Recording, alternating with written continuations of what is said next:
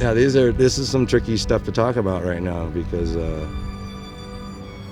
you can't, to armchair people's decision making in the mountains is probably the worst thing that can be done because nobody really knows unless you're there.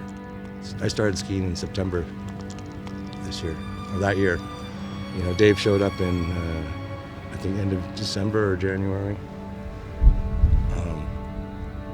So in September, started skiing. The snowpack started pretty slow.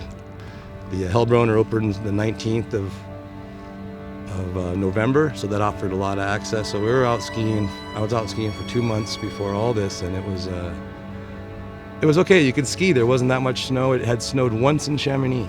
On the Italian side, it snowed a little bit more, but it was the same scenario where we had a little bit of snow early season, and then high pressure for 2 months, which ultimately I left town. So I keep tabs on the winter, and it's still dry. So in Chamonix, it's been 3 months almost without no snow on top of a layer that had been frozen.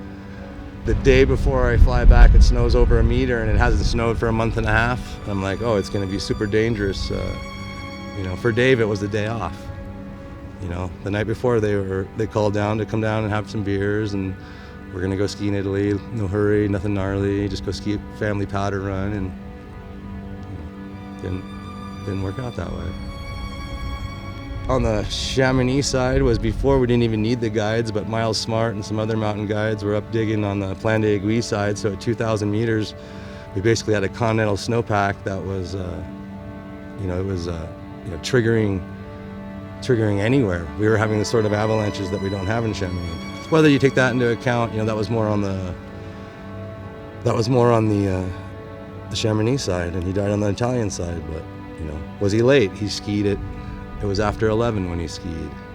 It was windy, but after Dave had skied, there was 2 groups of mountain guides with clients behind. So decision-making process, nobody was making a good decision that day. Or if nothing would have happened, no one would have said anything. It's like the best powder run one of the best powder runs on the Hellbronner.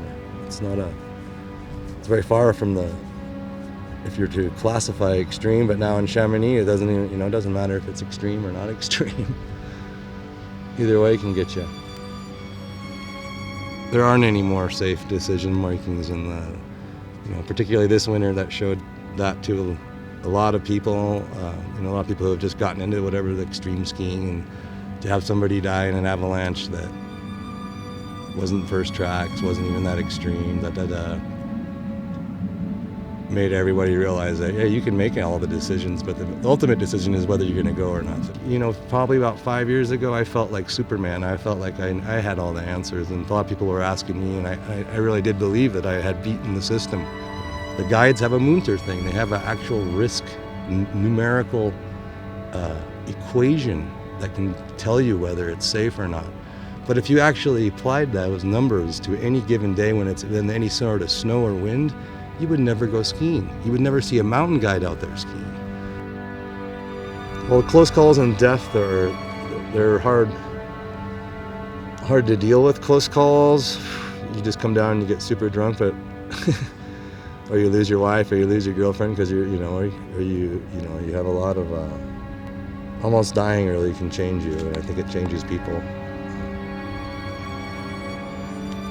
I've had injuries, but just one, Glenn Flake saved my life in an avalanche just as I was pretty much dying. And it's a terrible way to go. And when you see that, when that happened to me, I even became more vocal, perhaps down in the lift line in the mornings at powder days, or when people are down there with their girlfriend, their buddy, or some people just with smiles and this is going to be so great. And you're like, well, yeah, it is, but I hope you know what happens when it goes wrong. It's basically my philosophy is to make sure you be really sure, you want to be there, and don't go all the time.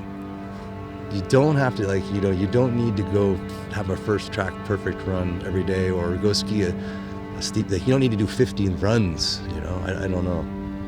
Choose your battles and realize that it is a little bit of a of a battle, even if it's a fun battle and maybe it is lighthearted and it is a good time, but that mountain's not playing with you sometimes, you know. You might be playing with the mountain, but they're not playing with you.